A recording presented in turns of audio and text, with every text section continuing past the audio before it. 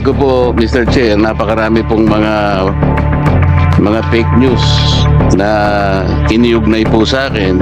Number one, ito pong ginawa nila tungkol kay Orly Gutesa.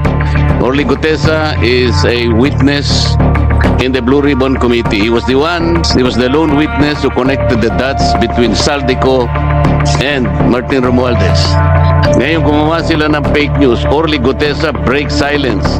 Pinilit lang ako ni Defensor at Marcoleta. Ang pangalawa naman, sinabi ko raw na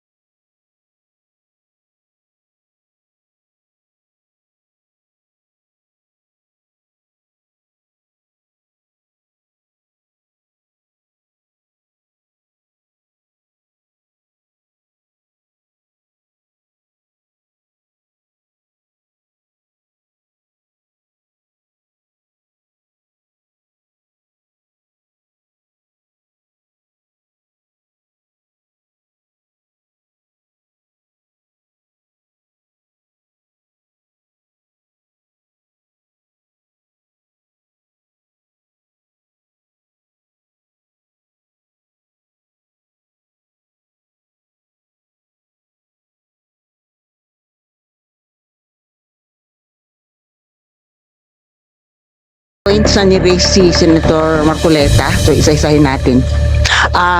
Isa kasi yung papel ng ano ba yung fact-checking in the first place, di ba? Ang fact-checking kasi ay isa yan sa pagsusuri kung tama o mali yung isang post na lumalabas sa social media. So ang pipiliin namin ay pa-fact-check yung may para sa amin yung relevant sa bayan, ganon. so hindi ba importante sa inyo na i-fact check nyo ito o hindi? Maganda yun. Hindi yun talaga dapat gagawin ng bawat tao. Kaya dapat mas marami pa ang katulad ni Senator Marcoleta na siya na mismo ang nagpo-fact check. Trabaho kasi yan dapat talaga ng bawat gumagamit ng social media. Hindi ko na kailangan, Mr. Chair, hindi ko na kailangan i-fact check ito. Alam kong mali ito eh. So tama. Sorry, At Mr. tinatanong ko po kayo eh. So tama po yung So ginawa kami nyo. pa po ang gumawa ng paraan. Imbes na kami mag-rely sa inyo at para lang mapabilis sa Meta na i-take down ito. Bakit po yung mga fact checkers po na alam natin ang fact checkers ng Meta ay Vera Files at saka Rappler. Paano kayo naging fact checkers? Alam naman po ninyong hindi totoo. Kaya tama po yung sinasuggest nyo, dapat objective yung mga fact checkers. Yung walang kinikilingan, hindi namumulitika. Ito yung nagiging problema natin, Mr. Sana po, yung mga fact checkers sana ay maging impartial, maging objective to the kind of obligation that they have professed to undertake. First of all, salamat po sa mabuting senator tungkol na pinakita niya yung mga examples na yon ng potential na ng fake news tungkol sa kanya, ng disinformation tungkol sa kanya. Siguro po i-explain lang po natin yung proseso. Tulad po ng sinabi ng colleague ko from Vera Files, napakadami po talaga nung volume nung mga nakikita, yung mga kinakalat sa social media.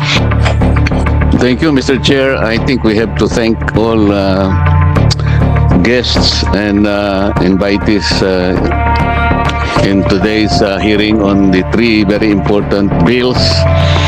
Alam naman po ninyo na ang mga bills na ito are not intended to suppress the freedom of speech or information.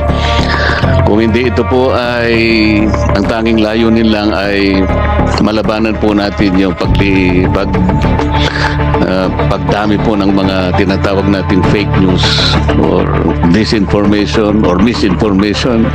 Kahit ano pa po ang sabihin natin, pare-pare't mapipinsang buo lahat po yan, na napakalaki rin po ng nagagawang kalituhan, kung hindi man kasawian sa marami nating mga kababayan dahil akala po nila totoo, hindi pala totoo. Yun po yung gusto lang nating iparating sa lahat kasi po ang isang bagay na hindi totoo kahit kailan hindi natin magagamit lalong-lalo na sa ating buhay. Maraming salamat, Mr. Chair.